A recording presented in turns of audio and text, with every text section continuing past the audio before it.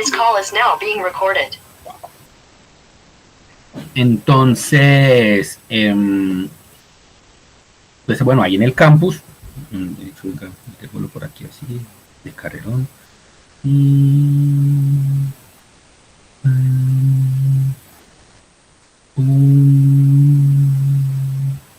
qué pasó? ¿Qué pasó aquí?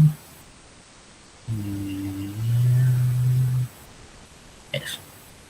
Aquí tenemos aquí la edición.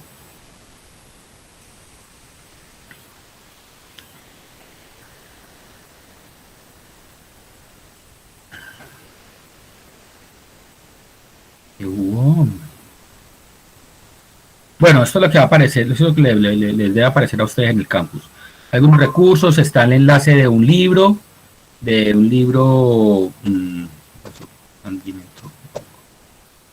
bueno, está el enlace de un libro muy completo, con la introducción a Machine Learning, ahorita un videito que pues de pronto ustedes pueden ver, es que no compartir un video por acá, creo que ustedes no alcanzan a compartir el audio, pero a escuchar el audio, o mira, bueno, ahorita miramos a ver cómo se puede. Entonces hay varias herramientas con las que se trabaja normalmente temas de Machine Learning. Está los notebooks, hay uno que es para hacer notebooks online, digamos que es el Google Colab. Uno permite trabajar y hacer el notebook y guardarlo en la nube, en el Drive. Ustedes crean un Drive de Google y ahí va guardando los notebooks.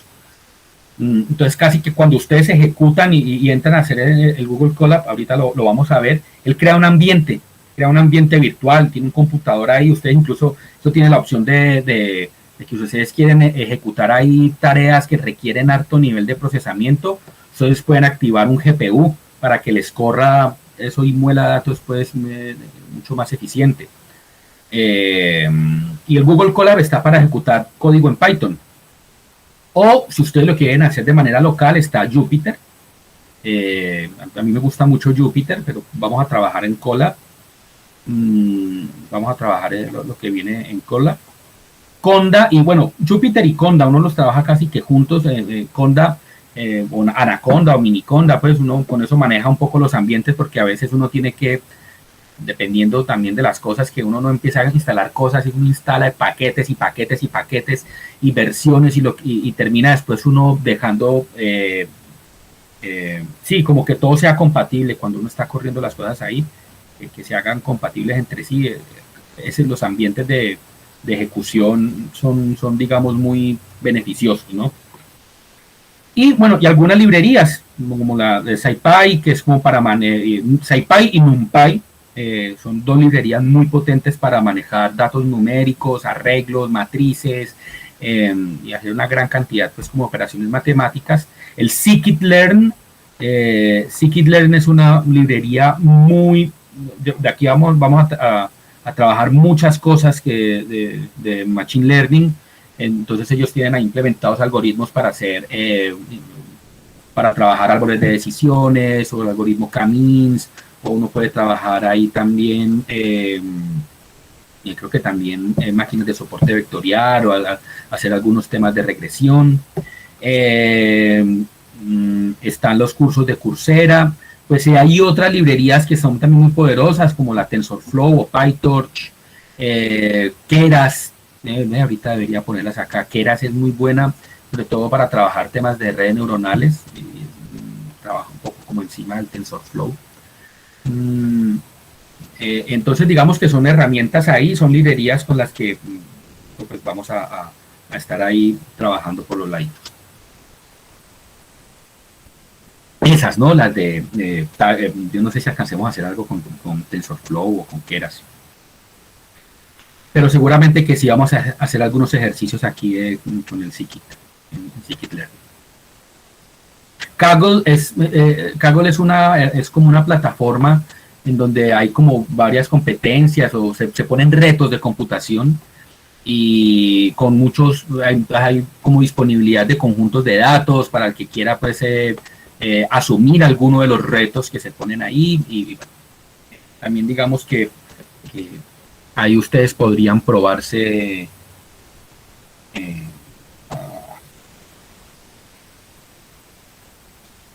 Ahí ustedes se podrían probar en... Ole, qué berraquera, man. No, esta casa está plagada de hormigas. Yo no sé si las casas de ustedes, pero esta plagada, pero completamente. Tengo un vaso de agua, una botella de agua cerrada y hay 2 hormigas dentro del agua. No sé si es que venían en el grifo del agua o qué, pero qué berraca. Bueno, eso. Entonces, eso digamos para hablar de lo que, acerca de lo que, como de algunos recursos que nosotros vamos a poder tener ahí de Machine Learning. Hay en el campus, es que yo no lo quiero poner porque es, digamos, una de las limitaciones que tiene Google Meet, es que uno pone un video y ustedes no me escuchan el video. ¿Cómo es? ¿Cómo es? A ver, para poner el audio se usa la opción de compartir pestaña de Google. Ah, venga, es que yo no, como yo no estoy trabajando en Google Chrome, sino que trabajo en Firefox. Entonces de pronto por eso es que... ¿Sí? Ah, bueno, miremos a ver. Miremos a ver. Un videito cortico ahí como para que nos vayamos encintando con el tema del Machine Learning.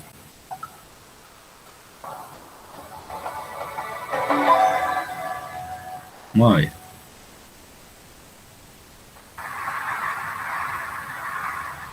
Well, it used to be that if you wanted to get a computer to do something new, ah, bueno, venga a ver. Dejemos. Listo. Y entonces, poner la pestaña de Google.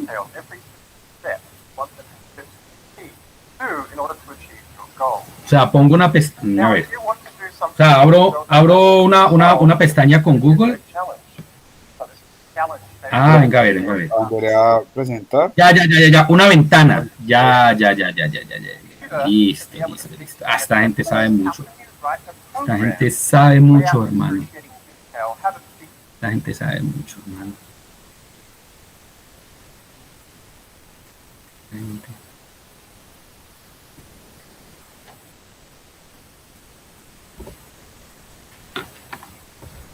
Bueno, miremos a ver entonces cómo es la cosa.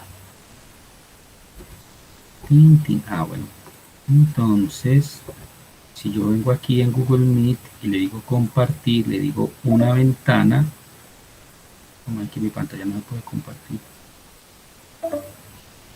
Debo dar permiso si quiero compartir pantalla.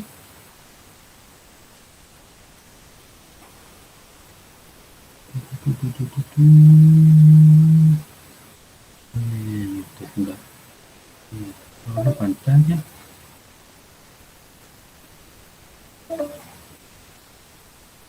¿Qué pasó? Ya no me deja ya ni siquiera compartir pantalla normal.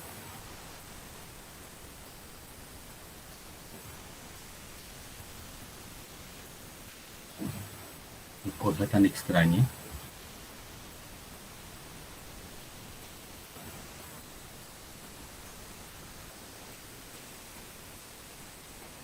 Dice que debo dar permiso si quiero compartir la pantalla. Permisos por Google Meet. Ah, venga, a ver. A ver, allow for video. Share the screen. ¿Dónde está allow? Allow. Bien, aquí pongamos también. Permisos for YouTube. Blog no. Allow audio and video. Listo. Vamos a ver si ahora sí me deja.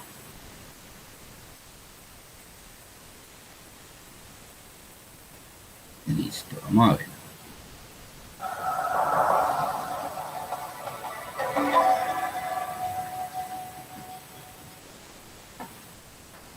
¿Ahora sí? ¿Se escucha bien? Well, it used to be that if you wanted to get a computer to do something, you have to program it. Now, programming, for those of you who haven't done it yourself, requires laying out in excruciating detail every single step what the computer achieve do in order to achieve your goal. Now, if you want to do something you don't know how to do yourself, then this is going to be a great challenge. So this was the challenge faced by this man, Arthur Samuel. In 1956, he wanted to get this computer to be able to beat him at checkers, how can you write a program, lay out in excruciating detail how to be better than you at checkers? Bueno, paro aquí un momentico para hablar de este elemento, ¿no? Y es que nosotros que programamos, que nos enfrentamos al tema de la programación, sabemos que normalmente nos toca eso, poner cada cosita que queremos que el computador haga, ¿no es cierto? Pero cuando necesitamos que el computador haga algo que no sabemos hacer, ahí es donde necesitamos que el computador aprenda a hacer algo. Que eso es digamos que ahí es donde la cosa se pone interesante.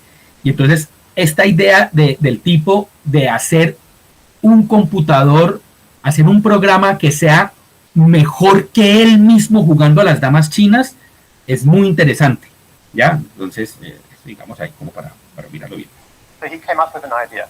He had the computer play against itself thousands of times and learn how to play checkers. And indeed it worked. And in fact, by 1962, this computer had beaten the Connecticut state champion.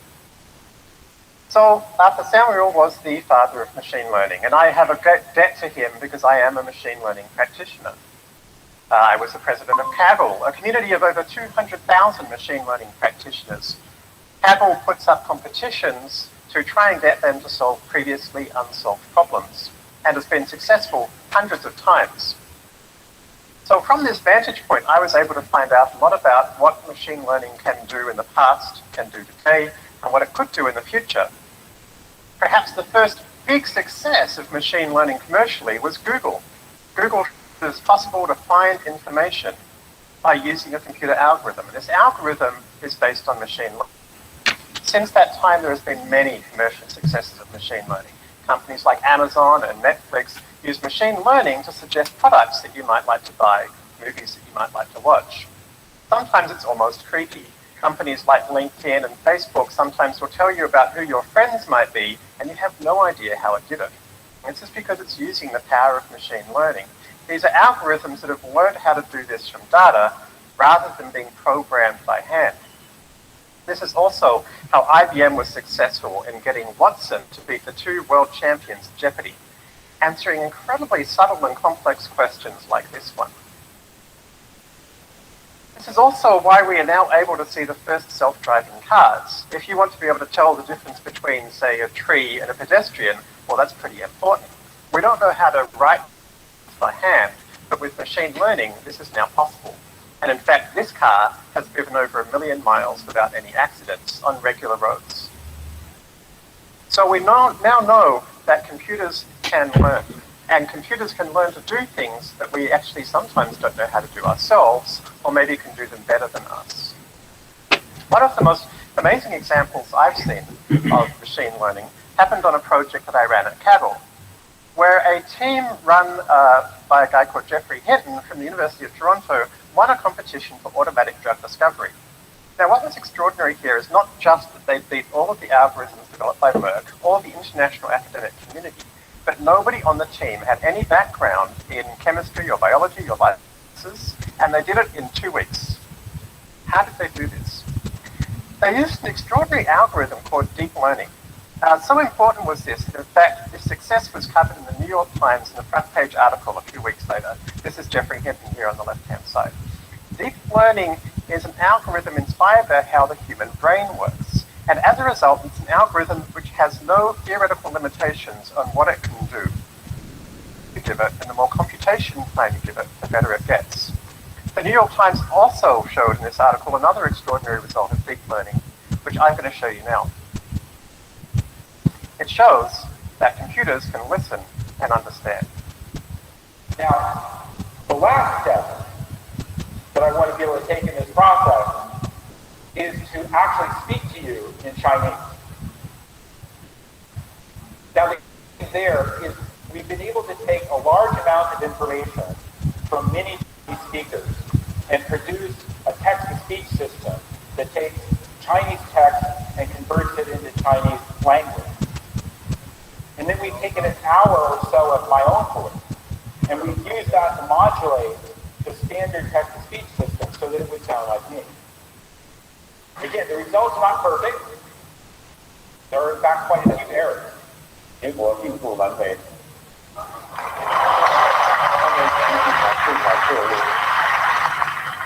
There's much work to be done in this area.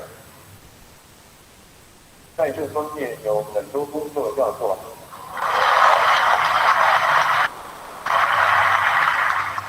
Well, that was at a machine learning conference in China. It's not often actually at academic conferences that you do hear spontaneous applause. Although, of course, sometimes at TEDx conferences, feel free. Everything you saw there was happening with deep learning. Thank you. The transcription in English was deep learning. The translation to Chinese and the text in the top right, deep learning. And the construction of the voice was deep learning as well. So deep learning is this extraordinary thing. It's a single algorithm that can seem to do almost anything. And I discovered that a year earlier, it had also learned to see. In this obscure competition from Germany called the German Traffic Sign Benchmark, deep learning had learned to recognize traffic signs like this one. Not only could it recognize signs better than any other algorithm, the leaderboard actually showed it was better than people, about twice as good as people. So by 2011, we had the first example of computers that can see better than people. Since that time, a lot has happened. In 2012, Google announced that they had a deep learning algorithm watch YouTube videos and crunch the data on 16,000 computers for a month. And the computer independently learned about concepts such as people and cats just by watching the videos. This is much like the way that humans learn. Humans don't learn by being told what they see, but by learning for themselves what these things are. Also in 2012, Geoffrey Hinton, who we saw earlier, won the very popular ImageNet competition, looking to try to figure out from 1.5 million images what they're pictures of. As of 2014, we're now down to a 6% error rate in image recognition. This is better than people again. So machines really are doing an extraordinarily good job of this, and it is now being used in industry. For example, Google announced it last year that they had mapped every single location in France in 2 hours. And the way they did it was that they fed Street View images into a deep learning algorithm to recognize and read street numbers. Imagine how long it would have taken before. Dozens of people, many years. This is also happening in China. Baidu is kind of the Chinese Google, I guess. And what you see here in the top left is an example of a picture that I uploaded to Baidu's deep learning system. And underneath, you can see that the system has understood what that picture is and found similar images. The similar images actually have similar backgrounds, similar directions of the faces, even some with their tongue out. This is not clearly looking at the text of a web page. All I uploaded was an image. So you now have computers which really understand what they see and can therefore search databases of hundreds of millions of images in real time. So what does it mean now that computers can see? Well, it's not just computers can see. In fact, deep learning has done more than that. Complex, nuanced sentences like this one are now understandable with deep learning algorithms. As you can see here, this Stanford-based system, showing the red dot at the top, has figured out that this sentence is expressing negative sentiment. Deep learning now, in fact, is near human performance at understanding what sentences are about and what it is saying about those things. Also, deep learning has been used to read Chinese, again, at about native Chinese speaker level. This out of Switzerland by people who speak or understand any Chinese. As I say, using deep learning is about the best system in the world for this, even compared to native human understanding. This is a system that we put together at my company, which shows putting all this stuff together. These are pictures which have no text attached. And as I'm typing in here sentences, in real time, it's understanding these pictures and figuring out what they're about and finding pictures that are similar to the text that I'm writing. So you can see it's actually understanding my sentences and actually understanding these pictures. I know that you've seen something like this on Google where you can type in things and it'll show you pictures. But actually what it's doing is it's searching the web page for the text. It's very different to actually understanding the images. This is something that computers have only been able to do for the first time in the last few months. So we can see now that computers can not only see, but they can also read. And of course, we've shown that they can understand what they hear. Perhaps not surprising now that I'm going to tell you they can write. Here is some text that I generated using a deep learning algorithm yesterday. And here is some text that an algorithm out of Stanford generated. Each of these sentences was generated by a deep learning algorithm to describe each of those pictures. This algorithm before has never seen a man in a black shirt playing a guitar. It's seen a man before, it's seen black before, it's seen a guitar before, but it has independently generated this novel description of his picture. We're still not quite at human performance here, but we're close. In tests, humans prefer the computer-generated caption 1 out of 4 times. This system is now only 2 weeks old, so probably within the next year, the computer algorithm will be well past human performance at the rate things are going. So computers can also write. So we put all this together and it leads to very exciting opportunities. For example, in medicine, a team in Boston announced that they had discovered dozens of new clinically relevant features of tumors which help doctors make a prognosis of a cancer. Very similarly, in Stanford, a group there announced that looking at tissues under magnification, they've developed a machine learning-based system which in fact is better than human pathologists at predicting survival rates for cancer sufferers. In both of these cases, not only were predictions more accurate, but they generated new insightful science. In the radiology case, they were new clinical indicators that humans can understand. In this pathology case, it actually discovered, the computer system discovered that the cells around the cancer are as important as the cancer cells themselves in making a diagnosis. This is the opposite of what pathologists have been taught for decades. In each of those two cases, they were systems developed by a combination of medical experts and machine learning experts. But as of last year, we're now beyond that too. This is an example of identifying cancerous areas of human tissue under a microscope. The system being shown here can identify those areas more accurately, or about as accurately as human pathologists, but was built entirely with deep learning using no medical expertise by people who have no background in the field.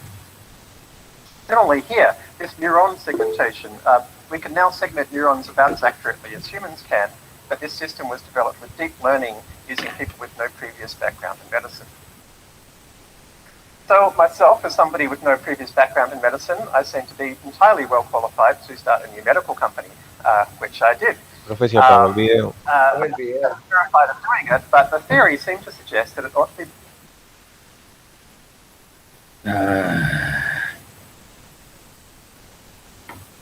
¿Se fue el video? ¿Hacía rato o qué? No, profe, apenitas. Nos tocó la imagen donde decía como la tejido de cancerígeno, algo así. ¿De las células cancerígenas? Bueno. ¿Quieren que sigamos viendo el video? El video tiene unas cosas bien chéveres. Primera. Sí, la verdad está interesante. A mí me parece que tiene unas cosas sobre todo muy... para que ustedes piensen la cantidad de aplicaciones y la cantidad de cosas ahí. Ahora, aquí están hablando de vainas de deep learning que son muy poderosas y ahorita vamos a hablar de eso. ¿Ya se escucha bien? The system being shown here can identify those areas more accurately, or about as accurately as human pathologists, but was built entirely with deep learning using no medical expertise by people who have no background in the field. Similarly here, this neuron segmentation, we can now segment neurons about as accurately as humans can, but this system was developed with deep learning using people with no previous background in medicine. So myself, as somebody with no previous background in medicine, I seem to be entirely well qualified to start a new medical company, which I did. I was kind of terrified of doing it, but the theory seemed to suggest that it ought to be possible to do very useful medicine with using just these data analytic techniques. And thankfully, the feedback has been fantastic, not just from the media, but from the medical community who have been very supportive. The theory is that we can take the middle part of the medical process and turn that into data analysis as much as possible, leaving doctors to do what they're best at. I want to give you an example. It now takes us about 15 minutes to generate a new medical diagnostic test. And I'll show you that in real time now, but I've compressed it down to 3 minutes by cutting some pieces out. Rather than showing you creating a medical diagnostic test, I'm going to show you a diagnostic test of car images, because that's something we can all understand.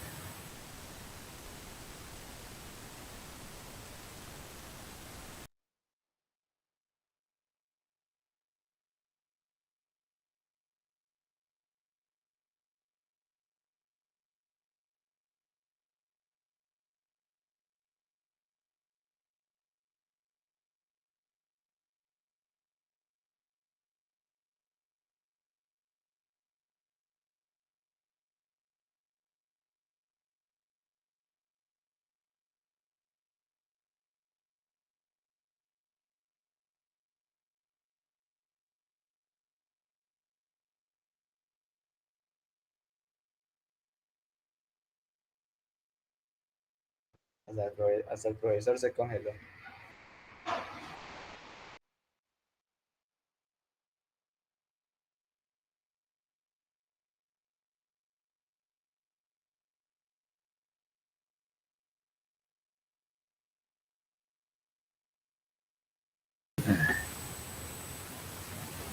Estaba mostrando, esta parte sí me parece importante que ustedes la vean. Esta parte me parece importante que ustedes la vean. Esto que está haciendo el tipo acá. Uy, sí, venga, apenas se vaya, apenas ustedes vean póngame un mensajito para, porque ahí me doy cuenta.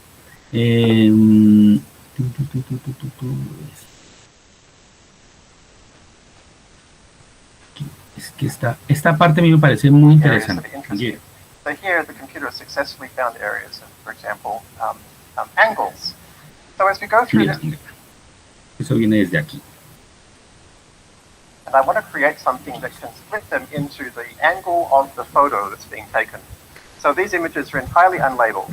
So I have to start from scratch.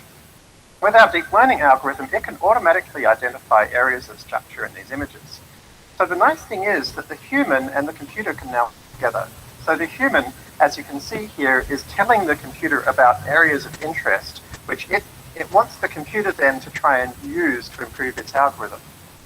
Now, these deep learning systems actually are in 16,000 dimensional space. So you can see here the computer rotating this through that space, trying to find new areas of structure.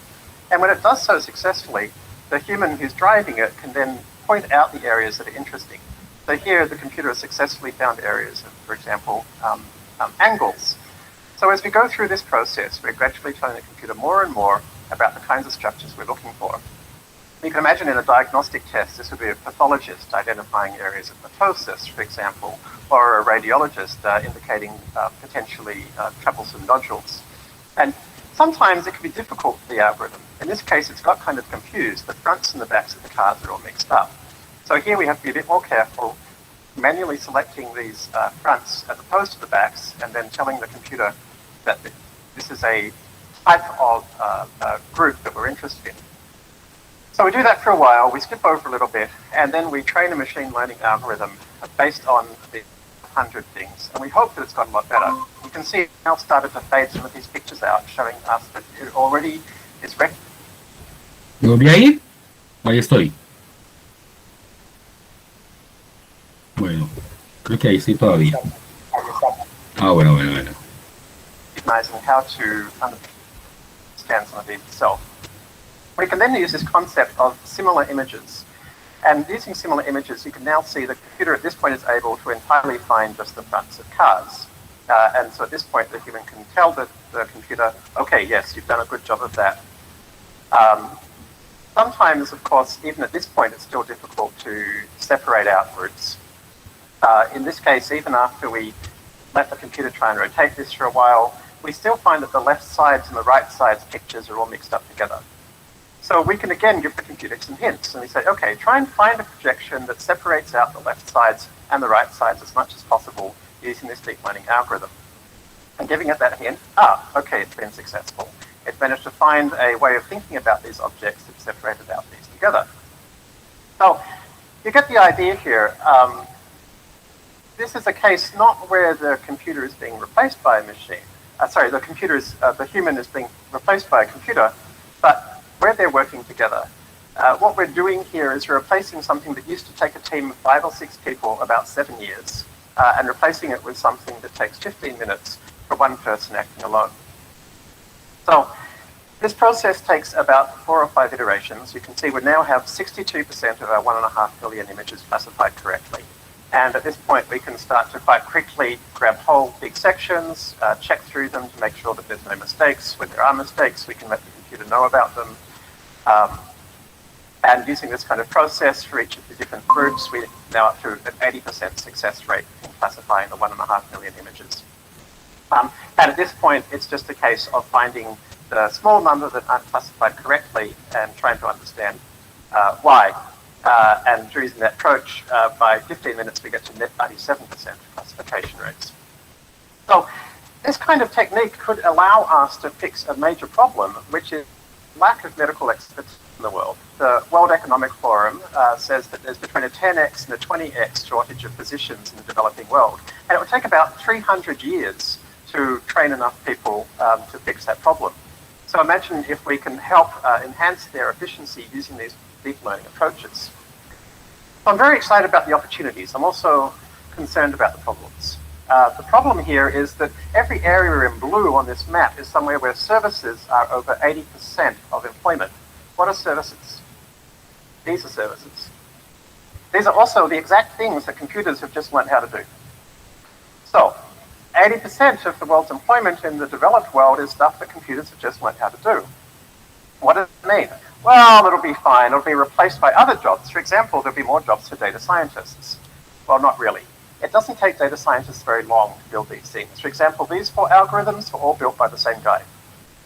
So if you think, oh, it's all happened before, you know, we've seen the results in the past of when new things come along and they get replaced by new jobs, what are these new jobs going to be?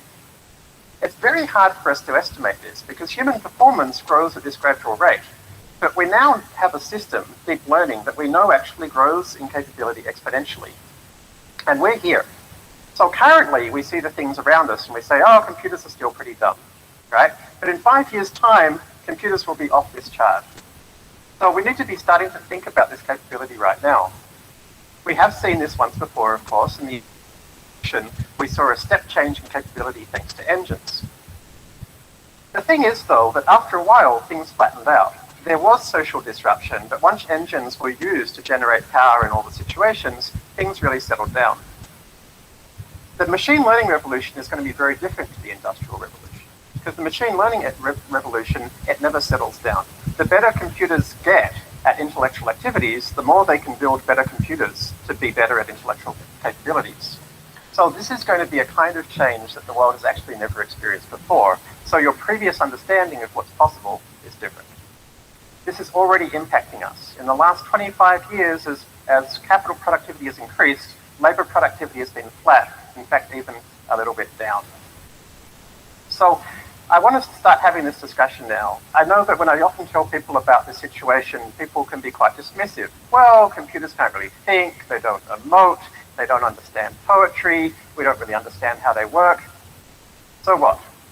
Computers right now can do the things that humans spend most of their time being paid to do. So now's the time to start thinking about how we're going to adjust our social structures and our economic structures to be aware of this new reality. Thank you.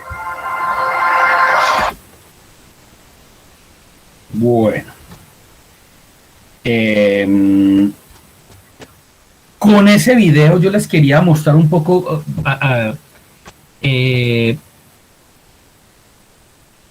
el tema del deep learning está muy fuerte en muchísimas actividades de, digámoslo así, como de muy alto nivel.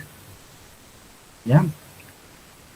De poner a un computador, los algoritmos de deep learning son muy poderosos para aprender cosas, pero normalmente necesitan una gran cantidad de datos. Y creo que la electrónica nos ha llevado el Internet de las cosas, la cantidad de sensores que tenemos, los celulares que generan, nosotros generando contenido todo el tiempo en las redes sociales, videos en YouTube, como que con todo, la cantidad de datos disponibles es enorme, es de una magnitud impresionante. Y por eso el tema del deep learning ha sido tan fuerte y digamos que ha sido como tan poderoso para tratar de analizar esos datos de alguna manera eficiente. Cuando nosotros empezamos este curso hablando acerca de inteligencia artificial, de aprendizaje, de qué esperaría uno que es una máquina racional, cómo serían esas decisiones correctas, cómo serían como todos estos elementos, pues nosotros empezamos a pensar en agentes así sencillitos, el agente de modelo simple, la gente que tiene un modelo de entorno, que luego cómo son esas búsquedas de decisiones para los problemas y todo. Yo lo que les digo es que el deep learning es muy poderoso y es muy llamativo, pero todavía en este momento la gran mayoría de aplicaciones que hay de Machine Learning que se están haciendo para analizar datos, para tomar decisiones y toda la cosa, no necesitan Deep Learning. Con temas de regresión lineal incluso, o para clasificando con una regresión logística, o implementando árboles de decisión, o sea, como modelos muy sencillos acerca de las cosas, muchas veces es necesario. Pero hay que entender algunas cosas y pues cuando nosotros proponemos un modelo para tratar de, pues como que, de hacer que la máquina aprenda a hacer algo, también darle como, o sea, mirar a ver qué tan bueno fue ese modelo, cómo fue su desempeño. Entonces, en lo que viene de este curso, nosotros vamos a mirar varios elementos de esto, cuando creamos un modelo, cómo calificar ese modelo, qué tipo de modelos nosotros podemos crear para resolver qué tipo de problemas también.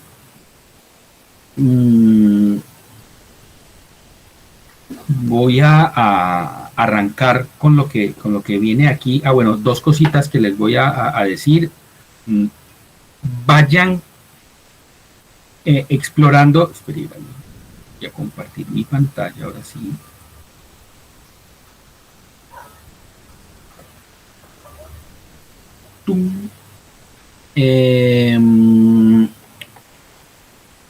El Google Colab. Cuando ustedes vienen y abren una página de Google, lo que sea, le dicen Google Colab, ¿ya? Los va a mandar allá y con la cuenta que ustedes tienen de Google, por ejemplo de Univalle, ustedes ahí ya pueden empezar a crear los notebooks y guardarlos ahí y tenerlos ahí.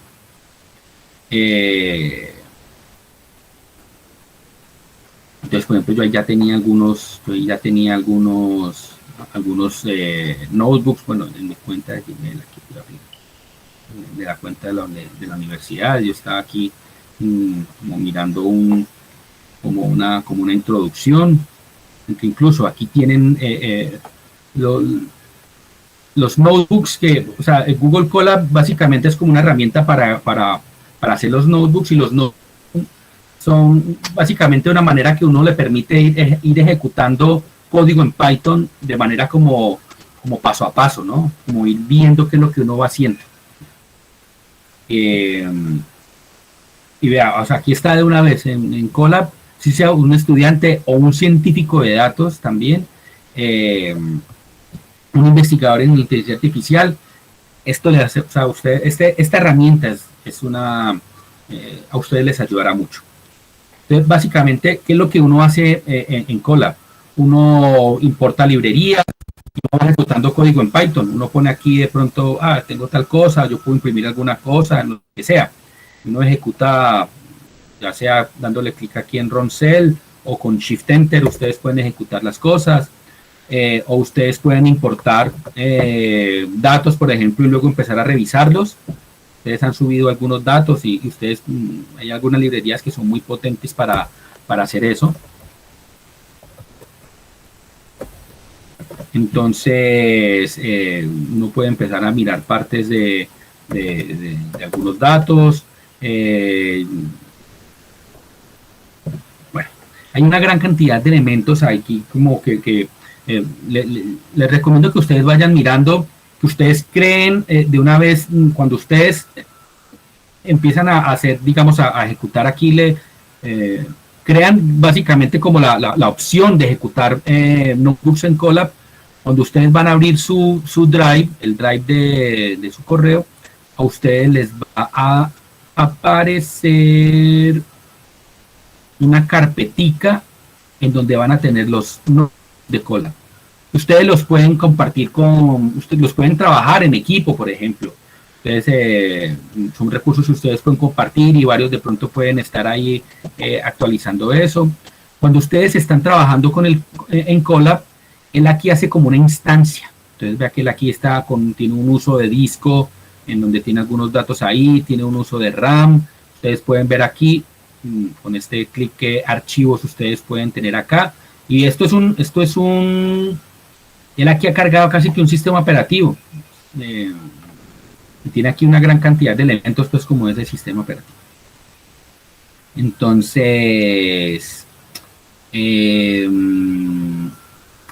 cuando ustedes apagan el Colab, todo esto se destruye, ¿no? Toda esta instancia que se ha creado virtual de ese sistema operativo y toda la cosa se destruye.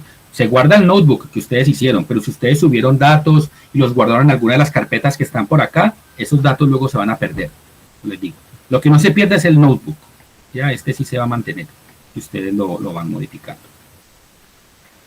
Bueno, esto para hablar de algunas cositas de los notebooks. Yo les quería hablar ahora, y tengo por acá esta presentación,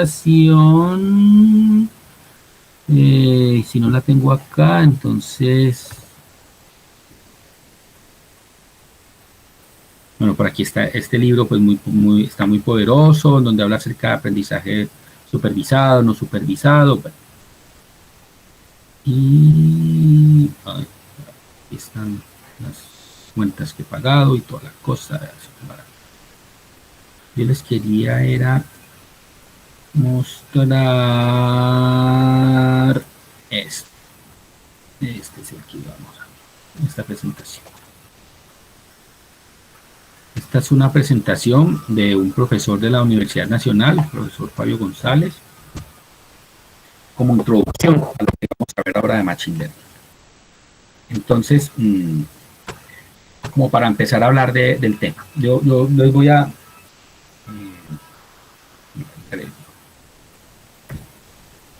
Entonces, a ver,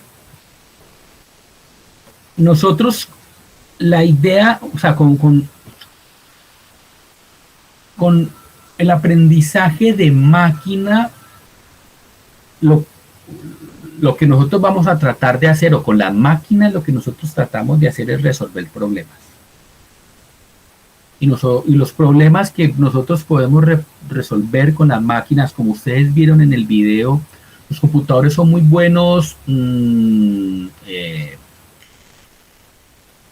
digamos, como adquiriendo información, o sea, tienen la información ahí, pero no saben interpretarla, a no ser que le pongamos un algoritmo de aprendizaje de máquina. Y entonces la información que nosotros tenemos puede ser de este tipo. Puede ser que nosotros tengamos, digamos, muchos elementos que vienen de una clase o algo así y queremos clasificar. Nosotros queremos decirle al computador, venga, es que, o sea, a mí me toca, bueno, yo he trabajado con los sismos, entonces, por ejemplo, me llega una señal y yo quiero decir si esa señal es sismo o no, yo quiero clasificarla y decir, y no tener que abrirla ni nada de eso, y no tener que ponerme aquí, darme la tarea de decir esto es sismo o no, sino que más bien se la paso a usted, señor computador, usted métale su magia y dígame, ¿eso es sismo o no? Hágame el favor, él lo va a hacer eso muy rápido, y me toca abrirla, me toca mirarla, me toca, no sé, de pronto filtrarla o lo que sea, para decir, esto es un sismo. Ya. Entonces, los problemas de clasificación son problemas que usualmente se los dejamos a las máquinas, ¿ya? Y que se los dejamos para resolverlos con Machine Learning. Son de los problemas como más importantes que tenemos para Machine Learning. Pero también los problemas de regresión, en los que queremos predecir el comportamiento de algo. Por ejemplo, el comportamiento, bueno, sería qué tipo de variable, por ejemplo, con las temperaturas. Uno más o menos tiene algunos modelos atmosféricos y uno sabe qué tipo de temperatura yo espero tener en tal temporada del año o dadas algunas cosas que tengo, no sé. Pero, por ejemplo, para analizar el tema del calentamiento global, lo que se ha hecho para analizar el tema de calentamiento global, los modelos que se van creando tienen que ver un poco con hacer esa regresión y hacer como una estimación. Bueno, con esto, si uno se lo pone al computador, se espera que la temperatura, si no cambian, digamos, las situaciones, siga subiendo a tantos grados por año en promedio en todo el mundo, ¿no es cierto? Y uno crea ese modelo, y es un modelo de regresión que normalmente se entrena con datos que se vienen desde antes. O incluso, para no ir más lejos, el tema con el COVID, con la pandemia, al principio se tenían con los modelos que se tienen de cómo es ese grado digamos, en que se puede contagiar el virus, ¿no es cierto? ¿Qué tan contagioso es? Se empiezan a crear modelos. Bueno, si a esto no se le pone un control, entonces esto puede crecer de esta manera exponencial. Entonces nosotros necesitamos empezar a cortar esta forma exponencial. Pero para poder crear eso, uno se crea el modelo, y el modelo exponencial, normalmente esa regresión se calcula usando algoritmos de machine learning. Entonces, los problemas de clasificación, por ejemplo. Cuando nosotros tenemos una cantidad de datos que vienen de dos clases y están metidas en un espacio, ¿cómo resolvemos ese tipo de problemas? Entonces, normalmente uno lo que dice es, bueno, yo puedo, para predecir esto, uno puede construir una función de predicción, de manera que me diga que la función, si yo le pongo esa la función con los datos, y le pongo, no sé, alguna característica de los datos, que si la función me da -1, eso es porque los datos son de tal tipo. Y si la función me da +1, eso es porque son de tal otro tipo. Esto, digamos, en términos matemáticos, uno podría decir, yo puedo generar aquí una línea y decir si con esa línea los datos me dan, no sé, o le pongo aquí un vector normal a esa línea. Yo hago una distancia a esa línea y lo miro dependiendo como con qué ángulo o de qué lado estoy de la línea. Yo puedo decir, los datos son de un tipo o son de otro. Podría trazar aquí la línea. ¿Ya? Pero normalmente, cuando uno plantea el problema de aprendizaje, normalmente uno lo que trabaja para que el algoritmo lo calcule automáticamente es que uno entrena con los datos. Y uno entonces, aquí podríamos poner entonces una línea, hacer una regresión logística, simplemente para decir que de la línea para un lado son de un tipo, de la línea para el otro lado son de otro tipo. Pero entonces, ¿cómo definir los coeficientes de la línea? Aquí nosotros lo podríamos trazar con una regla y decimos estos son, y lo podríamos hacer, pero eso lo podemos dar a que lo aprenda el computador. Entonces, ¿de qué manera se puede hacer? Normalmente entonces uno lo que hace es que, y esto va a ser común a los problemas en que nosotros vamos a trabajar enseñándole al computador a que haga algo. Yo creo que antes de esto debemos hablar de eso. El aprendizaje, ustedes vieron en el video que muchas de las cosas que aprendían, que aprendían esos sistemas de deep learning, lo hacían casi que sin supervisión. El ejemplo del algoritmo al que le dieron para revisar miles de millones de videos de YouTube, y él entonces aprendió el concepto de persona y el concepto de gato. ¿Ya? Pero nadie le supervisó eso, nadie le dijo al computador, vea, aprenda que estos son gatos y estas son personas. No, él lo aprendió solo. Ese es un tipo de aprendizaje que se llama aprendizaje no supervisado. El computador encontró algunos patrones, ya el algoritmo encontró algunos patrones y supo separar, aquí hay unos videos que tienen estas cosas, o aquí hay unos datos que tienen esta característica que podría diferenciarlos de estos otros. Yo podría decir que hay una distancia entre estos dos tipos y él lo encuentra solo. ¿Ya? Esos son un tipo de aprendizaje no supervisado. Pero muchas veces nosotros trabajamos, la gran mayoría de veces trabajamos en temas que son aprendizaje supervisado. Tenemos muchos datos que los conocemos y que vienen etiquetados de alguna manera. Tenemos datos de algunas clases y le podemos decir al computador, vea, es que yo ya sé esto. O sea, apréndase esto. Cuando yo le dé algo nuevo, usted calcule a qué se parece más, ya, a qué, con esos datos créeme un modelo, o sea, pues construya un modelo y entonces luego clasifíquelo. Normalmente para eso, cuando se trabaja con ese tipo de aprendizaje que se llama supervisado, siempre uno va a trabajar con un conjunto de entrenamiento, que son todos los datos que tenemos acá con su etiqueta. Ya, entonces los datos normalmente vienen ahí y entonces uno le dice, vea, por ejemplo, tenía esta coordenada y estos son datos de este tipo, la etiqueta mía es -1, por ejemplo, una etiqueta no. Y entonces luego cuando tenemos una función que supuestamente me va a clasificar los datos y le ponemos entonces todos estos datos de entrenamiento, en lo que nosotros podemos mirar a ver qué tan bueno fue ese modelo utilizando una cosa que se llama la función de pérdida. Y es como mirar a ver,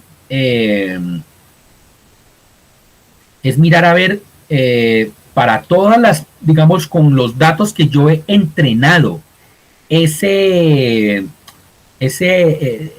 digamos, esta cosa, todos los datos que tenía yo para probar si el algoritmo es bueno, si mi modelo es bueno, ya le aplico la función, miremos el signo que nos generaría eso y restémosle la etiqueta que teníamos ahí, ¿ya? Y si sumamos todas esas etiquetas, miramos a ver si la resta de eso, si yo predije una etiqueta que era 1 y la etiqueta realmente era 1, entonces 1 menos 1 me va a dar 0, ¿ya? Perfecto.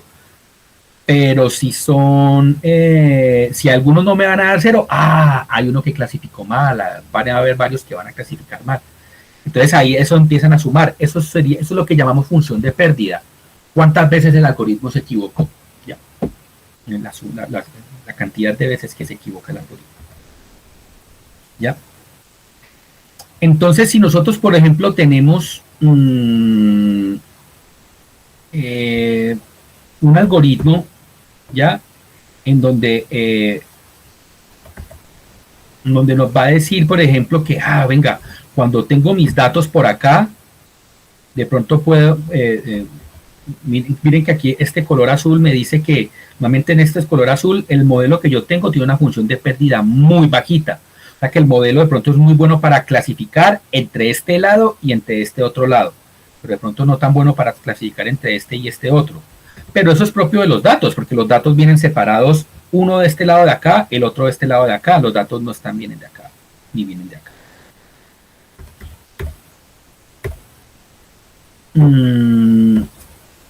Esto es un elemento, me parece muy interesante esto que pasa aquí. Esta presentación no era la correcta para arrancar ahora. Este elemento, de todas formas, hay un elemento muy importante que quiero rescatar de esto de acá. Y es que muchas veces también lo potente de los, digamos que el modelo de clasificación o los modelos que nosotros vayamos a crear, la mayoría de las veces van a ser tan buenos como los datos con los que nosotros vamos a crear el modelo. Si tenemos unos buenos datos que sepan mapear, por ejemplo, buena parte de... ¿Qué tal que yo solamente tuviera aquí un dato azul y aquí muchos datos rojos? El modelo de pronto va a decir, no, pues puede ser todo rojo menos este puntico azul. ¿Sí me hago entender? Yo voy a tener unos modelos buenos en la medida en que tenga buenos datos.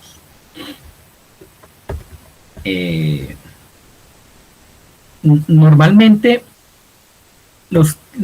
digamos, los problemas de aprendizaje se definen, digamos que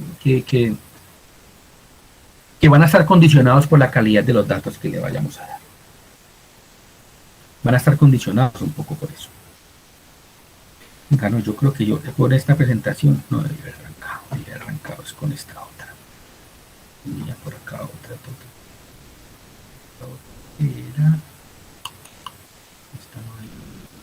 la presentación con la que yo quería arrancar.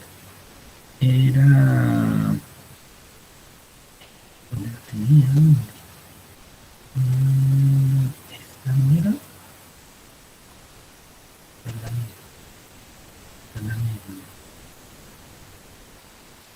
Había otra presentación, ya la tenía y me perdió.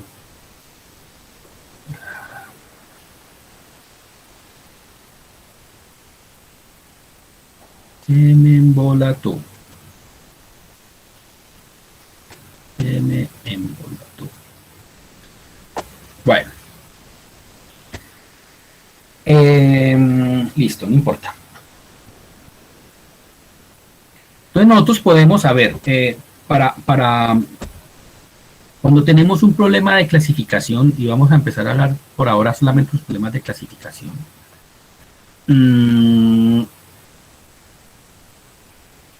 normalmente lo que hacemos es, o sea, vamos a resolverlos con, en este caso, dando dando datos de las diferentes clases que queremos clasificar. ¿Ya? Entonces, si nosotros, por ejemplo, tenemos diferentes modelos, o sea, digamos que cada una de estas líneas puede ser un modelo en donde nos dice, bueno, porque esto, digamos que tiene que ver con cómo uno podría definir qué tan bueno es un modelo. Si tengo un modelo, yo puedo calcular la función de pérdida, ¿cierto? Entonces yo tengo, por ejemplo, un modelo en donde tengo una función de pérdida muy baja en este sentido, pero puede ser de pronto un poco más alta en este otro sentido. Esta función, este modelo de acá o este tipo de función de pérdida tiene que ver con, digamos, una función de pérdida optimizada, que tiene que ver con el cálculo de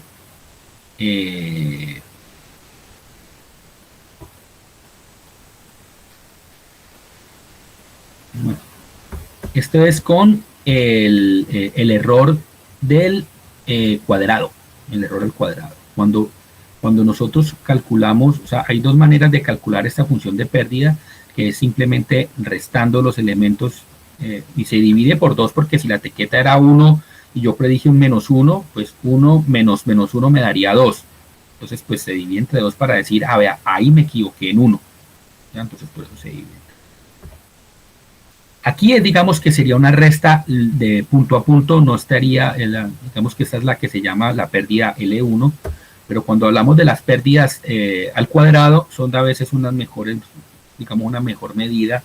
Cuando le sacamos el cuadrado a esa resta y lo queremos minimizar, digamos, bueno, ya ahorita hablamos de minimizar la función de pérdida.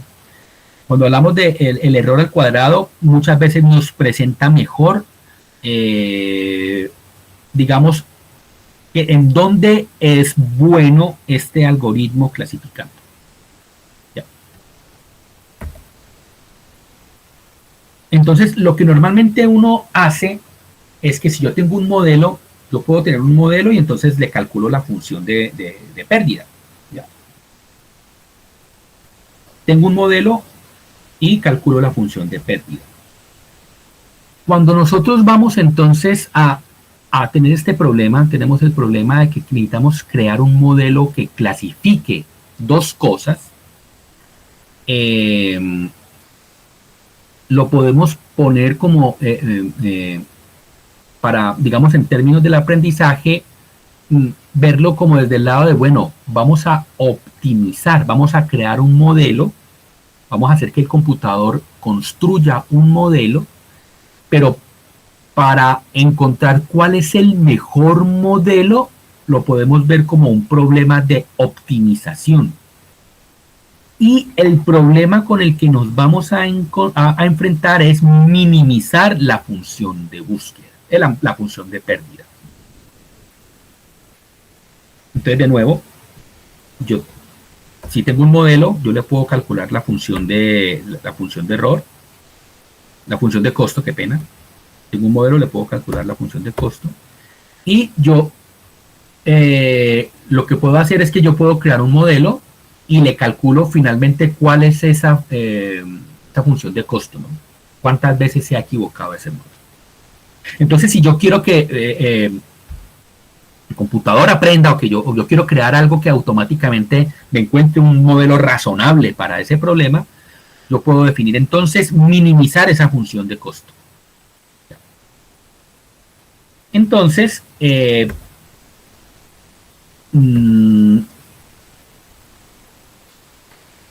minimizar esa función de costo significa que si yo tengo diferentes modelos, ¿ya? Yo lo que voy a tratar de elegir de todos estos modelos el que tenga la menor función de costo.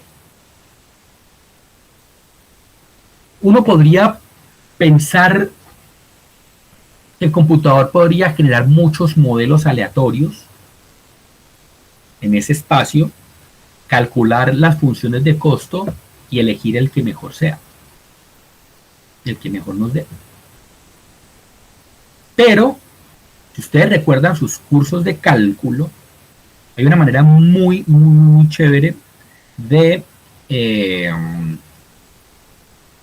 encontrar los puntos más bajos en una curva.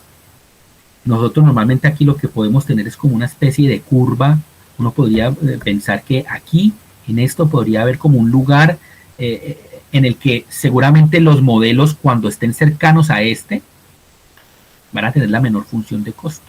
Cuando empiezo a crear modelos hacia un lado, de pronto van a tener aquí una norma y una función de costo, y si yo tuviera como una especie de curva, ya como una curva de niveles en donde yo digo, en este lugar tengo una función de costo muy alta, aquí por ejemplo con esta línea la función de costo es muy alta, y en esta es una función de costo muy baja. Si ustedes ven esto, ¿se acuerdan?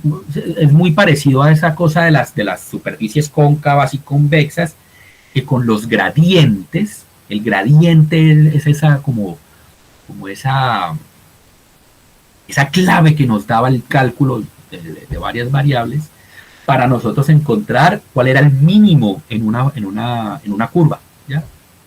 El gradiente, la segunda derivada, ¿ya? Entonces, para minimizar, por ejemplo, para minimizar entonces esa función de costo, lo que normalmente se hace es, se tiene un modelo, se encuentra entonces cuál fue su función de costo, y se calcula y se empiezan a calcular el gradiente. Aquí mi función de costo fue de tal manera, de pronto calculé otro por acá, y entonces yo veo que, en la función de costo hacia allá me subió o hacia allá me bajó, y entonces uno empieza, como a ir siguiendo hacia dónde lo llevaría uno ese gradiente. ¿Ya? Pero ¿contra qué derivamos? ¿Contra qué se deriva para hacer aquí esos gradientes? Entonces, normalmente esas gradientes se hacen respecto a las coordenadas espaciales, ¿ya? Entonces yo voy a definir con mi función de costo cómo varía respecto a la variación en X, a la variación en Y, a la variación en Z. Entonces uno encuentra, la función de costo varía de aquí hacia allá, y entonces uno empieza a seguir hacia dónde sería el mínimo. Y él de pronto puede seguir que, encuentre por acá un punto, o él encuentre otro punto, no importa. Pero seguramente que va a encontrar soluciones con unos valores, con una función de costo muy bajas, hasta que llegue al punto más bajo, ¿no? El gradiente nos va a ayudar a buscar eso. El gradiente siempre está apuntando hacia el mínimo o hacia el máximo, ¿no? Pues, lo pone negativo. Pero siempre el gradiente me va apuntando hacia dónde va descendiendo. Entonces uno lo que hace es hacer un proceso de optimización iterativo con la función de pérdida para encontrar cuál es el mejor lugar. Y hasta que finalmente digamos, la línea que pasa por aquí, que tenga aquí, esa es la que tiene la mejor función de costo. Entonces, si él arranca en un lugar con una muy alta función de costo, puede ir hasta un lugar aquí. Bueno, de eso se trata el Machine Learning. Muchas veces uno lo pone a iterar. Hay problemas que se resuelven así, que se resuelven de esa manera. Simplemente él encuentra alguna función en donde él puede minimizar alguna función de costo y llegar ahí. Pero hay veces en que cuando tenemos los datos que están aquí así totalmente separables, bueno, ¿cómo separamos eso? Bueno, aquí de pronto va a ser mucho más complicado, y esto aquí sí le podemos meter cualquier tipo de cosa y no lo vamos a poder resolver. Bueno. Lo que normalmente se hace en Machine Learning, en problemas de clasificación, es encontrar patrones. Y el encontrar patrones significa encontrar regularidades en los datos, cosas que se repitan en los datos. o relaciones en los datos, o cuando hay de pronto algún tipo de redundancias, o sea, como que, esto siempre que aparezco aquí, es de este tipo, ya, ese tipo de redundancias. Y con eso generar modelos, hacer unos modelos a partir de eso, con esos patrones. Entonces, uno podría, plantearse entonces con unos datos que uno tenga, o con algún tipo, con algunas funciones,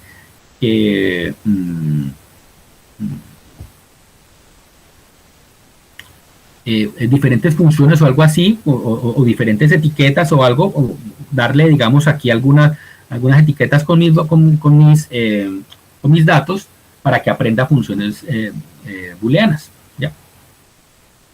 Pero a mí me parece importante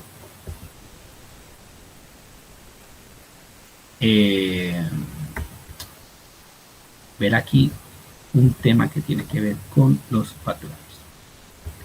Y es que hay veces en que uno dice, yo a veces tengo mi dato aquí, mi dato aquí, mi dato aquí, mi dato aquí, y de pronto tengo este dato aquí, tengo este otro dato acá. ¿Ya? Yo tengo en mi espacio, los tengo, digamos, de alguna manera, vendían, digamos, como puestos en este espacio, y crear una función que me prediga cómo serían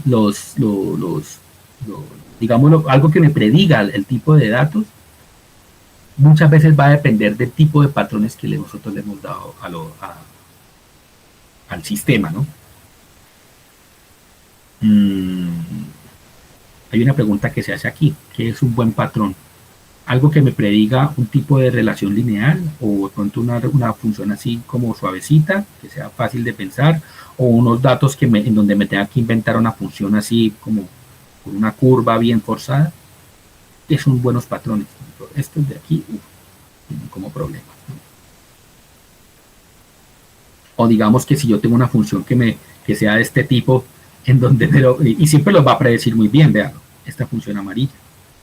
¿Ustedes creen que a pesar de que siempre que los pone bien, que siempre que los predice bien, es una buena función o algo para decir, con esto generalicé los datos?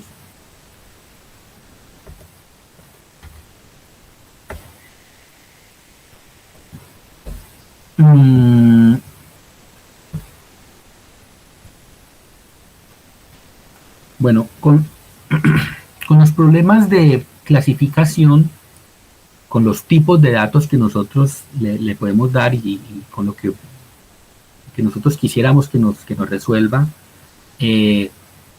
podemos tener varios problemas. Y a veces crear un modelo en donde está mal ajustado. Digamos que aquí los datos, a mí me gustaría poner una línea que rodeara estos datos rojos para decir, vea, estos de un tipo y estos azules son de otro.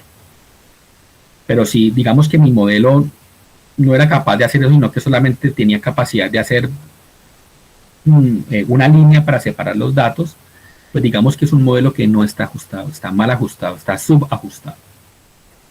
Pero si yo tengo un modelo en donde me predice casi que puntico, puntico, puntico, o que solamente me predice, sí, que es capaz de predecirme al 100% toda esta parte roja, este es un tipo de modelos que se llaman sobreajustados. Y estos modelos tienen problemas, porque no son capaces de generalizar. Y cuando nosotros creamos modelos de Machine Learning, lo que nosotros vamos a tratar de hacer son modelos que generalicen con los datos que le hemos dado.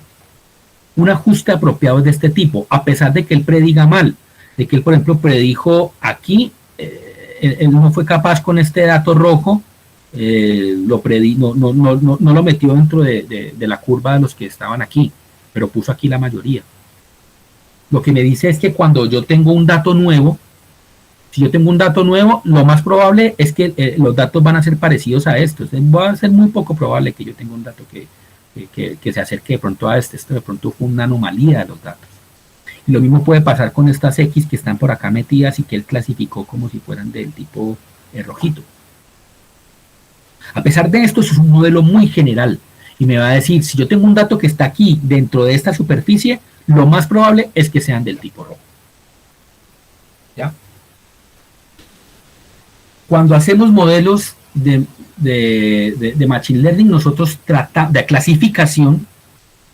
Cuando hacemos modelos de clasificación, nosotros buscamos esto, que sean unos modelos no sobreajustados ni subajustados, sino que estén como en el justo medio, que realmente generalicen, que en donde yo diga, con los datos que yo le di, él es capaz de predecir bien la clase en un 95%, ¿ya? O algo así por el estilo. Y hay diferentes maneras de medir los ajustes o sea, qué tan bueno fue el modelo. ¿Ya? Entonces, bueno, normalmente, bueno, esto luego lo vamos a mirar, esto después vamos a trabajar, a hacer algunas cositas de validación cruzada y de regularización, que son como algunas cosas que uno hace para controlar que los modelos no estén ni subajustados ni sobreajustados. Bueno.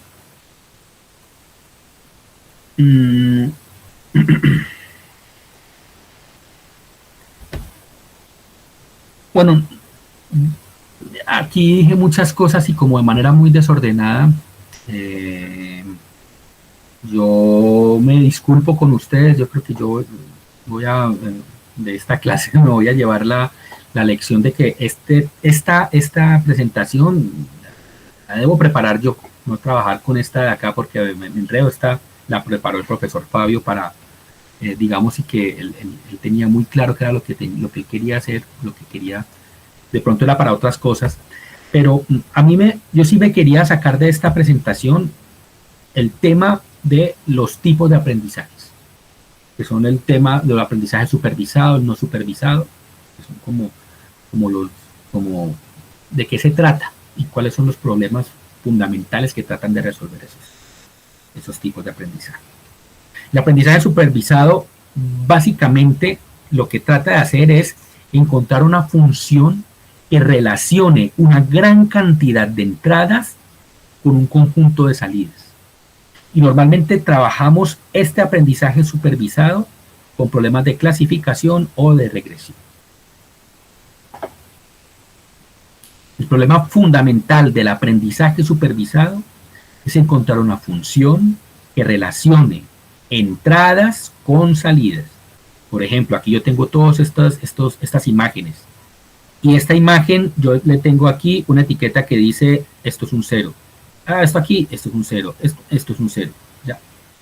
Yo necesito encontrar una función que relacione entonces luego, cuando encuentre este tipo de imagen, que le ponga una salida como 9. Ya. Entonces los problemas típicos que trata de resolver un aprendizaje supervisado son de clasificación o de regresión. El aprendizaje no supervisado trabaja con otro tipo de cosas, con cosas en donde nosotros no vienen etiquetadas, sino que lo que nosotros buscamos es que el algoritmo encuentre la estructura en un conjunto de datos que le he dado. Yo le doy un conjunto de datos a eso y venga, encuéntreme aquí algún tipo de estructura y dígame usted qué encontró. ¿Ya? Entonces, con eso lo que hacemos es, lo que tratamos de hacer es que el algoritmo como que clasifique, como que haga diferentes cúmulos. Vea, estos son datos de este tipo, estos son de otro. Él encuentra algunos tipos de datos, pero que él lo va como a separar, que es el clustering, lo que llamamos clustering, o estimación de densidad de probabilidad, o tratar de reducir la dimensión de los datos.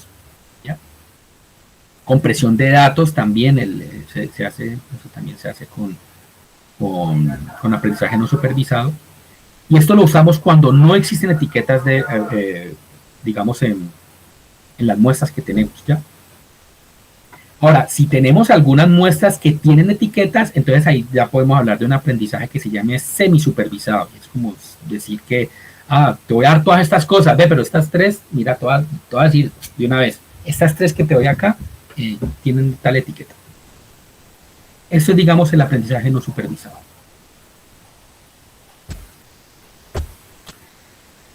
Y estos son los dos que nosotros vamos a, digamos, como con los que vamos a familiarizarnos. Son como los dos tipos de aprendizaje principales con los que se enfrenta uno en problemas de machine learning, los tipos de modelos que uno crea, los tipos de o hace aprendizaje supervisado o aprendizaje no supervisado, son como los más importantes, los más clásicos.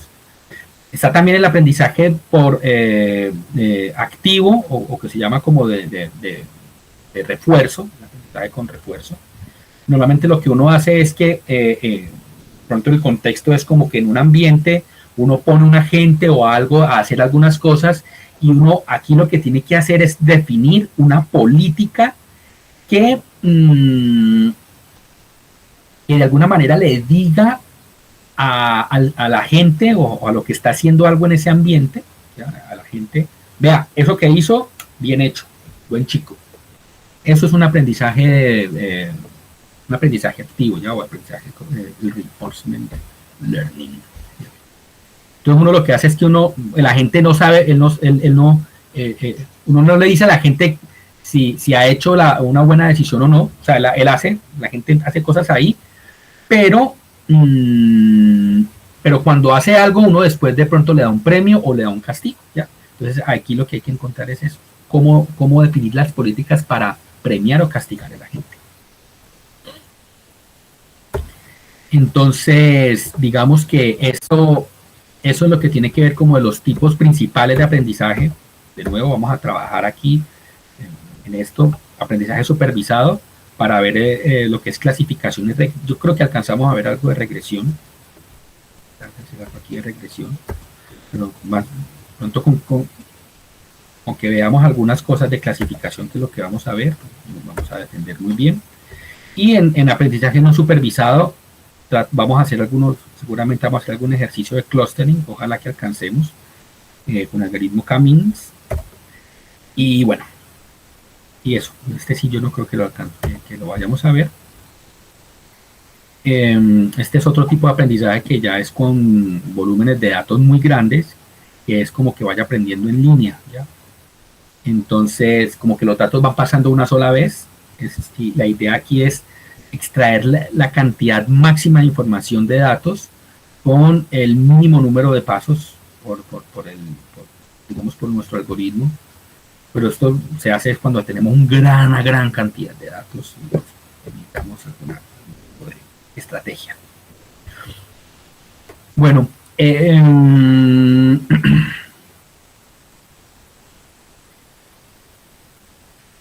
están, digamos, como el tema de, aquí ya algo les he hablado acerca de técnicas supervisadas y no supervisadas de aprendizaje, lo que es aprendizaje supervisado y no supervisado.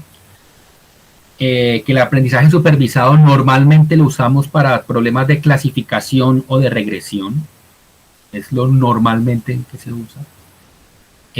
Para hacer clustering de datos usamos entonces algoritmos no supervisados.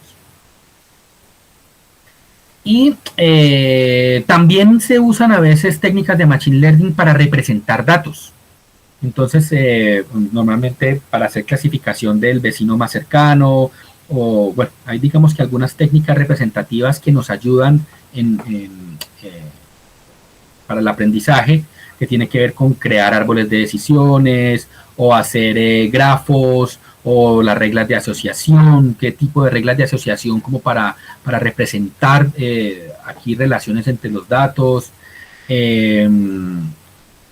Hay técnicas de aprendizaje que están inspiradas en la biología, como son las redes neuronales, los algoritmos genéticos.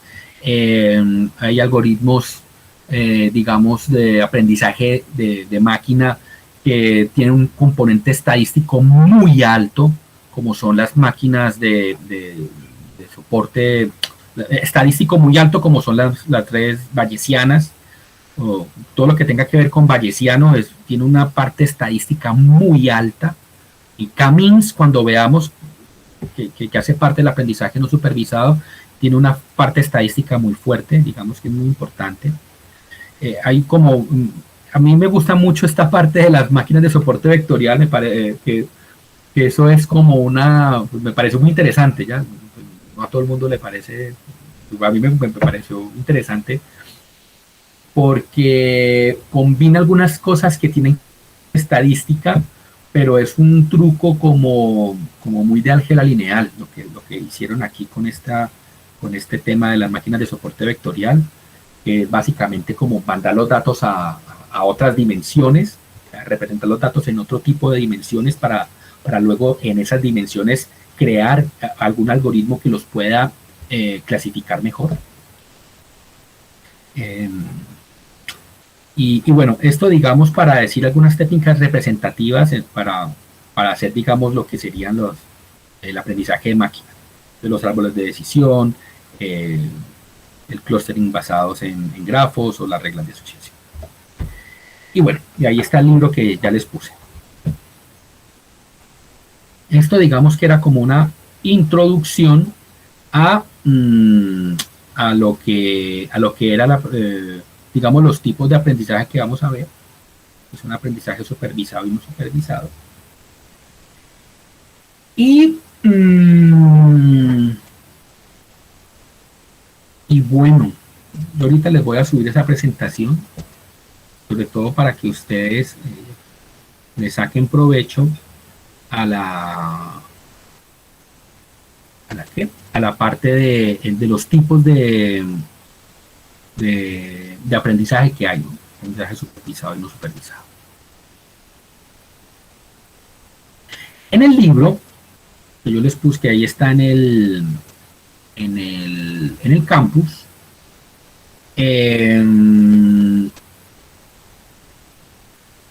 hay algunas presentaciones, hay algunos PDFs, ¿no es cierto?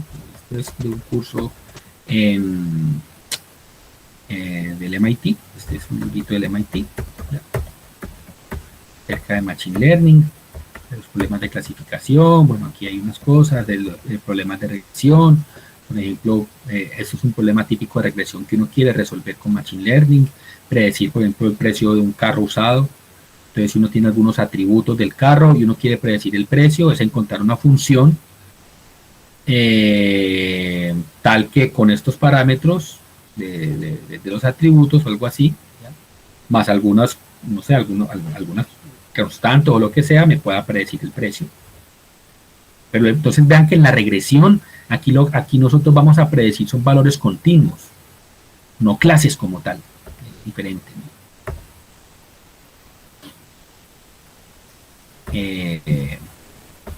Entonces, bueno, ahí hay unas presentaciones pues muy interesantes. Y yo quería que viéramos ahora un momentico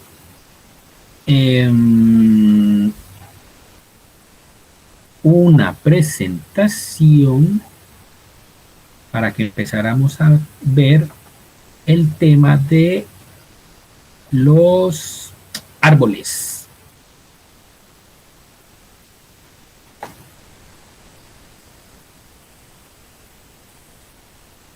Los árboles de clasificación.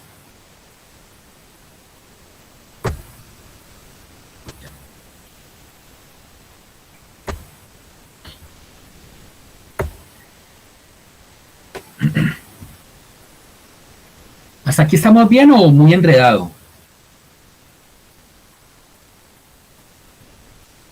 Me enredé mucho. Digan tranquilos.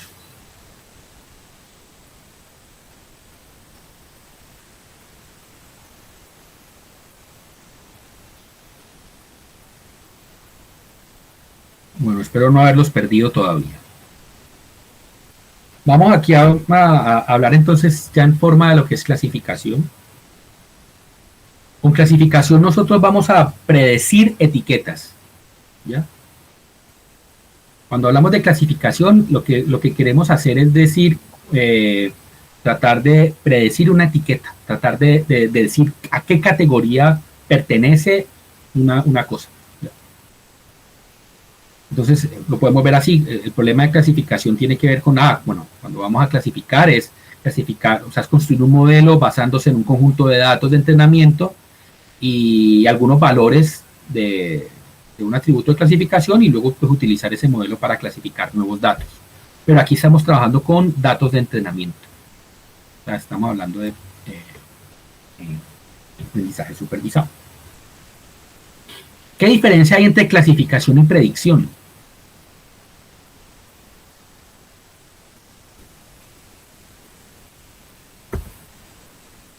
Uno que podría pensar ahí como que qué diferencia. Cuando uno hace una predicción, normalmente uno lo que trata de hacer es un modelo que prediga algún valor que no se conoce. ¿Ya? Cuando se habla de predicción es de hablar de un modelo o alguna función para algunas variables, ¿ya? Y de pronto predecir algún valor desconocido. Yo no quisiera de pronto con predicción, bueno, es diferente. Por ejemplo, con clasificación, yo quiero decir estos datos son de este tipo, son de este otro, pero con predicción de pronto uno quisiera de pronto predecir con estos datos que tengo acá, dar un diagnóstico, decir, con esto de pronto lo que puedo encontrar es que aquí hay de pronto tal prognosis o lo que sea, o predecir campañas de marketing y toda la cosa. Hay una pequeña diferencia. ¿Ya?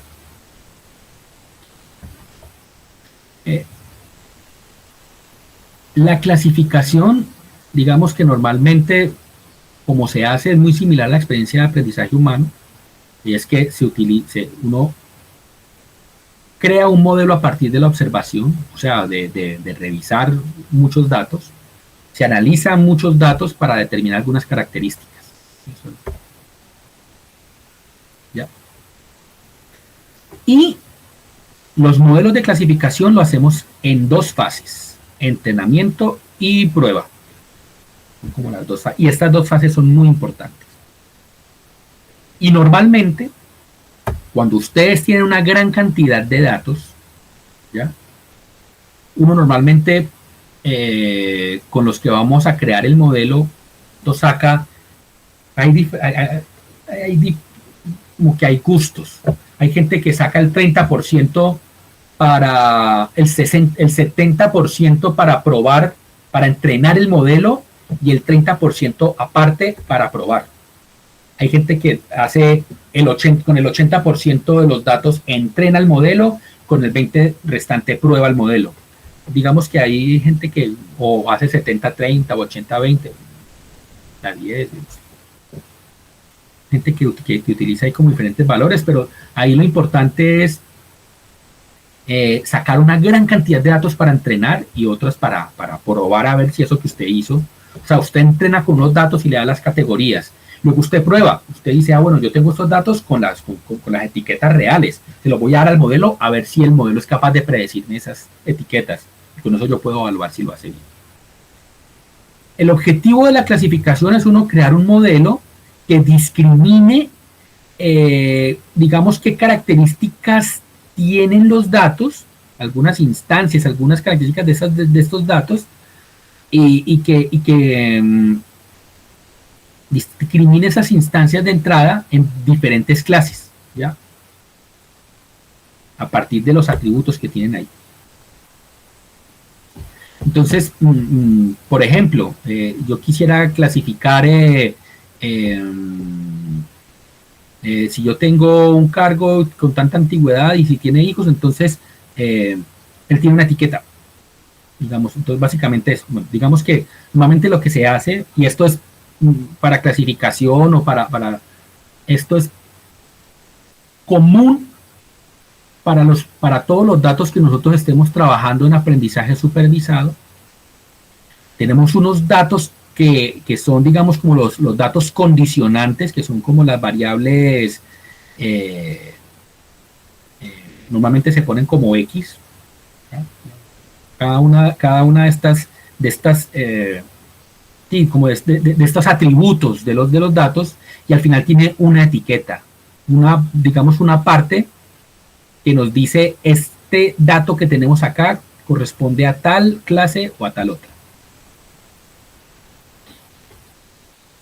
Entonces, ¿qué requisitos nosotros necesitamos para clasificar? Suministrar la etiqueta. Necesitamos dar etiquetas para poder hacer la clasificación. Y estas etiquetas no deben ser muy grandes. O sea, Si yo voy a clasificar,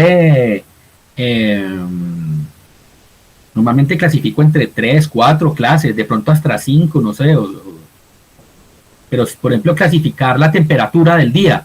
Si tengo tal cosa, entonces voy a tener tal temperatura o lo que sea, pues la temperatura es un valor continuo, básicamente. O sea, ya cuando tengo muchas etiquetas, eso más bien póngalo a una cosa que haga regresión. Ahí ya no es tan bueno de pronto la clasificación. Ahí es mejor trabajar con problemas de regresión. Entonces, ¿qué necesitamos? Tener etiquetas y que no hayan muchas etiquetas. Que tengamos una cantidad de atributos que condicionen esa etiqueta. Puede ser que algunos de estos datos no sean numéricos, ¿ya? Y entonces hay algoritmos que trabajan con datos numéricos o que trabajan con datos no numéricos. Entonces, vamos a ver. O hay técnicas para trabajar con datos numéricos y con datos no numéricos. Y la idea con la clasificación es que, pues, ojalá que tenga unas reglas, digamos, sencillas, ¿ya? Entonces, las entradas para un algoritmo de clasificación son los atributos condición, o sea, los atributos, digamos, que condicionan la etiqueta y el atributo etiqueta como tal. Esas son las entradas. Luego viene la construcción del modelo, ¿ya? Que el modelo lo que va a hacer es que con esos datos, condición y etiqueta, los va a crear, es como una tupla, va a crear tuplas, ¿ya? Y luego entonces él va a crear internamente algún modelo que represente eso. Entonces puede ser árboles de decisión o fórmulas matemáticas. Nosotros vamos a empezar aquí a hablar de árboles de decisión ahora. Va a ser como, este es como el primer algoritmo que vemos, que es como el más sencillo de revisar. Listo. Entonces, por ejemplo, cuando nosotros tenemos nuestros datos de entrenamiento, vienen aquí lo que queremos, nuestra variable aquí a clasificar o la etiqueta que tenemos es esta, por ejemplo, fijo, si es no o sí, ¿ya? Y tenemos algunos atributos, por ejemplo, si el tipo es asociado, si tiene tantos años, o si es titular, o si tiene título del profesor, viene aquí así. Uno lo va a clasificar. Uno clasifica, uno lo que hace es, tengo estos datos de entrenamiento, se los voy a dar a mi clasificador, entonces el clasificador finalmente debe crear un modelo que dice, uy, si el tipo, y vea, con esto, si la variable tipo de los datos es titular, o si la cantidad de años que tiene es mayor a 6, fijo siempre sí, y si no, es no. Esto es un algoritmo de clasificación a punta de un if else. Y eso uno lo puede ver como si fuera un árbol de decisión, básicamente. Si los datos tienen tal cosa y además tienen tal otra cosa, esto es un árbol de decisión, cuando uno trabaja esas cosas así como de tipo if else. El árbol de decisión básicamente representa eso. Y el árbol de decisión como que encuentra generalizaciones de los datos para decir, si los datos tienen tal variable, entonces la etiqueta va a ser esta. Y predice esas cosas. Eso es un tipo de modelo que se llama árbol de decisión. Y es como de los más sencillos.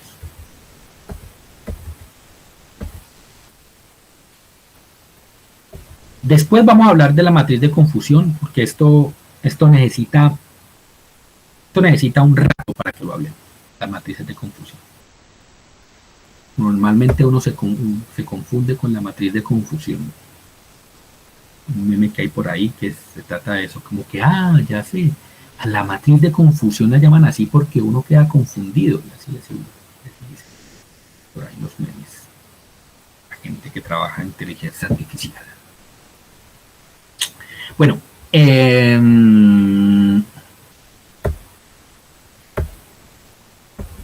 entonces, bueno, eso. Entonces, con los árboles de decisión, básicamente es eso.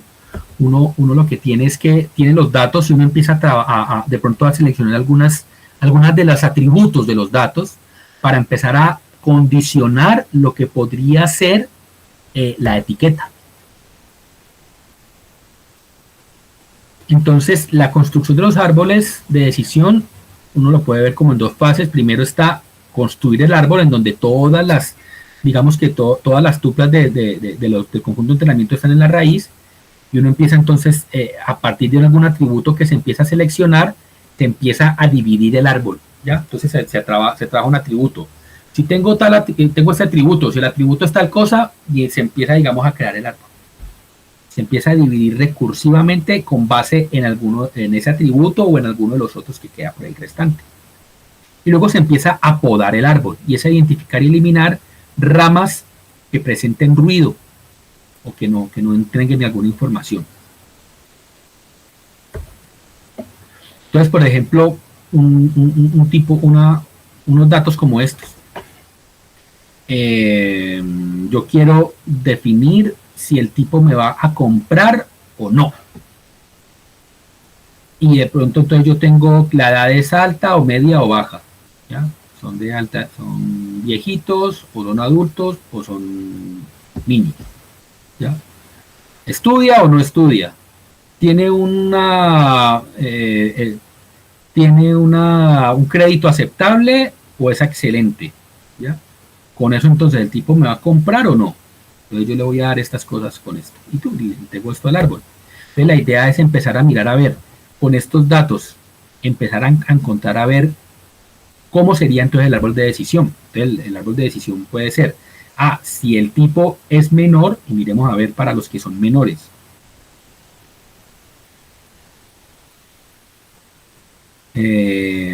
¿Cómo es qué tanto compran los que son menores? Este compra, este acá compra, este acá compra también, los que tienen edad baja, casi todos compran, excepto este de aquí no compró.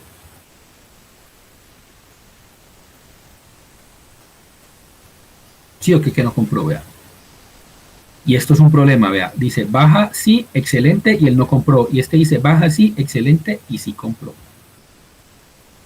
¿Cómo crearían ustedes un árbol que sea capaz de diferenciar entre estos dos? No va a ser posible, ¿no? Pero no importa, uno podría decir, no, pues nada, el algoritmo me va a poner ahí, voy a tener de pronto alguna función alguna función de costo, alguna función de pérdida. Si él es menor, normalmente digamos que todo es sí, ahí aparecía todo sí. De pronto si este que tiene aquí que él compra no, de pronto si por ejemplo aquí la variable hubiera sido no, vea que no importaba la tasa de crédito, siempre iba a comprar, pero si de pronto aquí hubiera sido un no, este no, si hubiera sido discriminante para decir la compra. Entonces uno dice, bueno, con estos que compran aquí así, de pronto aquí ya hubiera podido crear bien este árbol. Para los de la edad media, ¿cuál compra? Este compra. Este no compra. Este dice media no, aceptable sí. Este dice media no, aceptable no. Este dice media sí, aceptable. Estos de aquí sí compran. Todos esos de aquí y este tampoco no. Este es un tipo de árbol. Yo podría definirlo y podría probarlo con ese árbol. ¿Ya? Y entonces mirar a ver si este árbol es bueno o es malo. ¿Qué tanta función de pérdida me da ese árbol? ¿Y será bueno o será malo con estas condiciones? Bueno.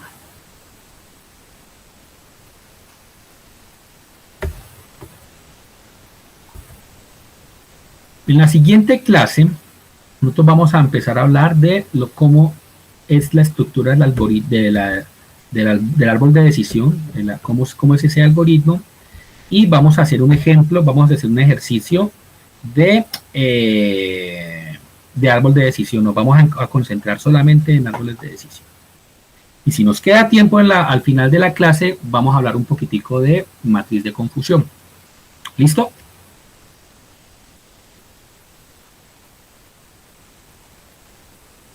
Bueno, espero no haberlos perdido del todo con esta clase.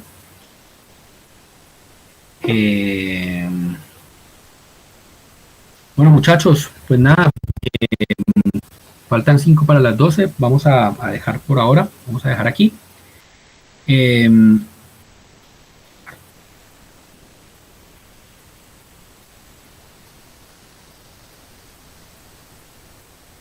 Revisen el collab de una vez. Vayan, hagan algunas pruebitas, miren digamos la página introductoria, pongan algún código. Si no saben Python, empiecen a familiarizarse con Python. Python es muy sencillo, Python real es muy fácil. El tema de importar librerías y toda la cosa, hay muchos que de pronto están más familiarizados con Java, con otras cosas. Familiarizarse con Python es muy fácil, no tiene misterio. Y miren las librerías que yo les puse por ahí, el Scikit, de los recursos que yo les puse por ahí, está ahí están las presentaciones de estas del MIT, las pueden revisar. Y bueno, nos vemos entonces el lunes. Pasen un buen fin de semana, revisen el collab y pues en la siguiente semana seguramente vamos a cargar por ahí un notebook para entonces empezar a trabajar ahí. Vale, que tengan buena tarde. Nos vemos.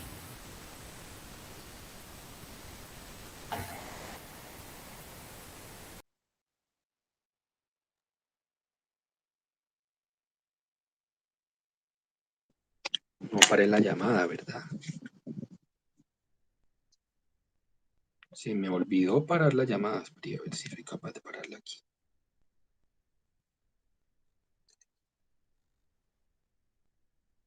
Sigue grabando.